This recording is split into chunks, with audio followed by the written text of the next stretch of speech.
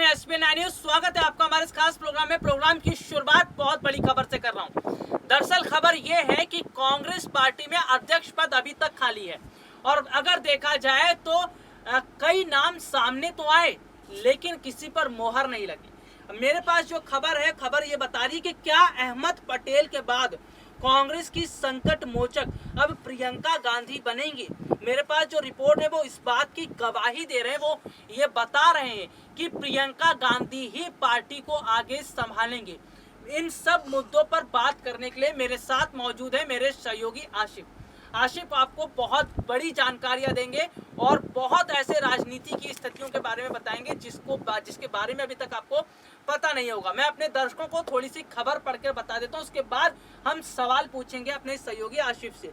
देखिए खबर क्या कहती है कि कांग्रेस महासचिव प्रियंका गांधी वाड्रा भूपेश बघेल से मुलाकात के दौरान कांग्रेस अध्यक्ष सोनिया गांधी के आवास 10 जनपद से राहुल गांधी के आवास 12 तुगलक रोड गई थी।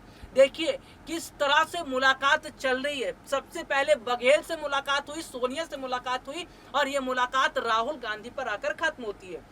मुलाकात क्या हुई है, 3 घंटे की बैठक के बाद छत्तीसगढ़ में यथास्थिति बनी हुई थी और राज्य में नेतृत्व परिवर्तन पर कोई बात नहीं हो रही है। प्रियंका गांधी को 10 जनपद से बाहर निकलता हुआ राहुल गांधी के आवास में जाने और वहां आने के दौरान देखा गया। राजनीतिक गलियारों में कहा जा रहा है कि प्रियंका गांधी के हस्तक्षेप और भूपेश बघेल की उत्तर प्रदेश में भागीदारी ने उनकी गद्दी बचा ली है। भूपेश बघेल के यूपी की कांग्रेस महासचिव प्रियंका गांधी से अच्छे संबंध है क्योंकि भूपेश बघेल की टीम द्वारा राज्य के लगभग 50 लोगों को कैडर को प्रशिक्षित करने के लिए यूपी में रखा जा रहा है। और अब देखिए मेरे पास जो खबर है वो ये बता रही है कि क्या अहमद पटेल के बाद कांग्रेस की संकट मोचक सोनिया गांधी है। इस मुद्दे पर बात करने के लिए मेरे साथ मौजूद हैं सहयोगी आशिफ जी। मेरा पहला सवाल ये रहेगा, राहुल गांधी से मैं शुरुआत कर लेता हूं। राहुल गांधी अध्यक्ष थे कांग्रेस पार्टी के, लेकिन अध्यक्ष रहते हुए जिस तरह पार्टी की हालत काफी खराब हुई, पार्टी के अंदर से आवाज उठने लगी कि शायद राहुल गांधी अपनी जिम्मेदारियों को नहीं समझ पा रहे हैं, पार्टी नहीं संभाल पा रहे हैं, अध्यक्ष पद से इस्तीफा देना चाहिए। उन्होंने पद से इस्तीफा दिया।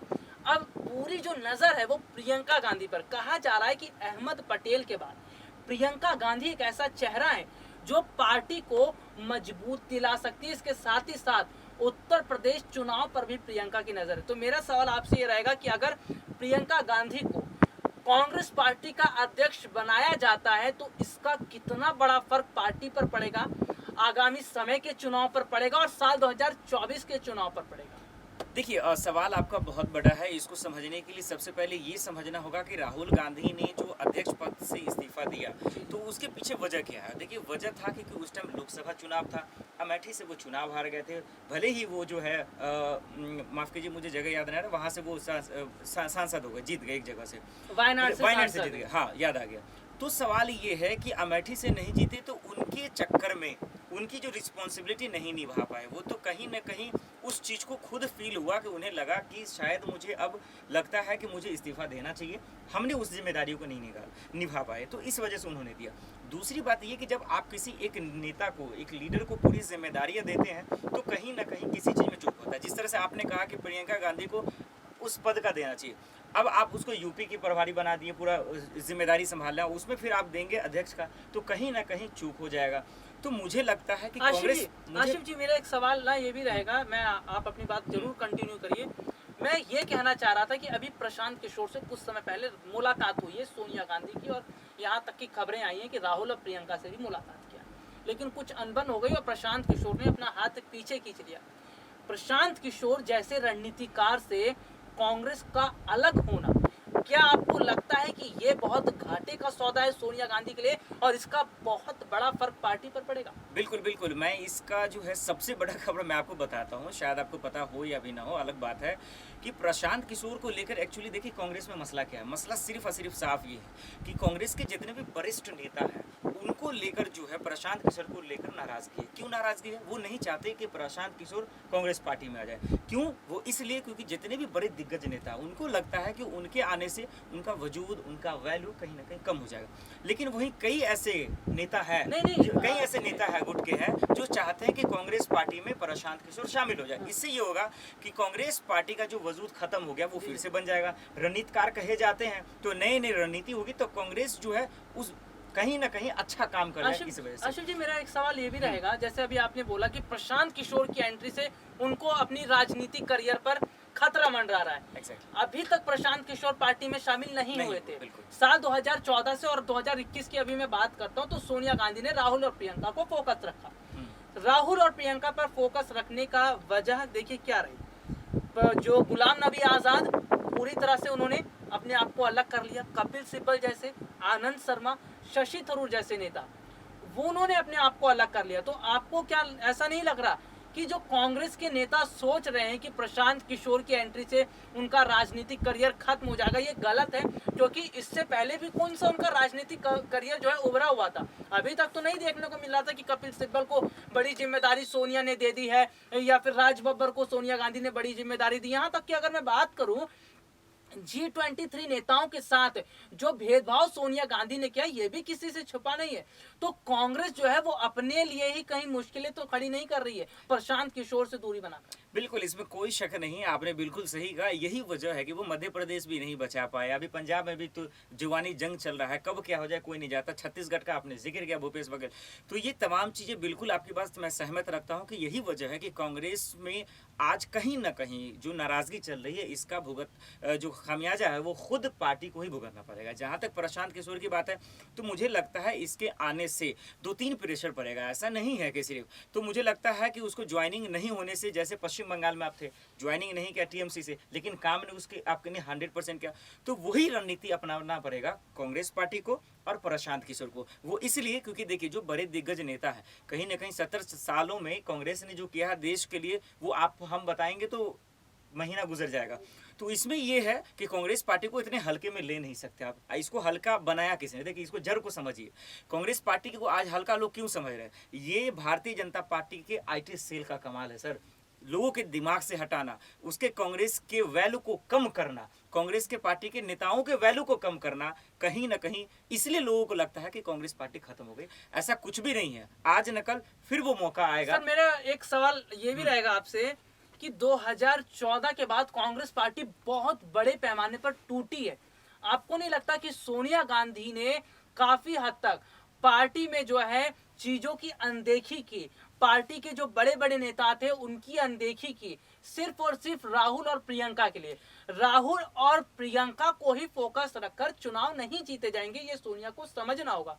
तो मैं ये सवाल पूछ रहा हूँ कि अहमद पटेल जो अब नहीं रहे, पार्टी के, कांग्रेस पार्टी के बेहद वफादार नेता माने जाते थे, सोनिया के बहुत करीबी थे। अहमद पटेल रणनीतिकार थे सोनिया गांधी के लिए।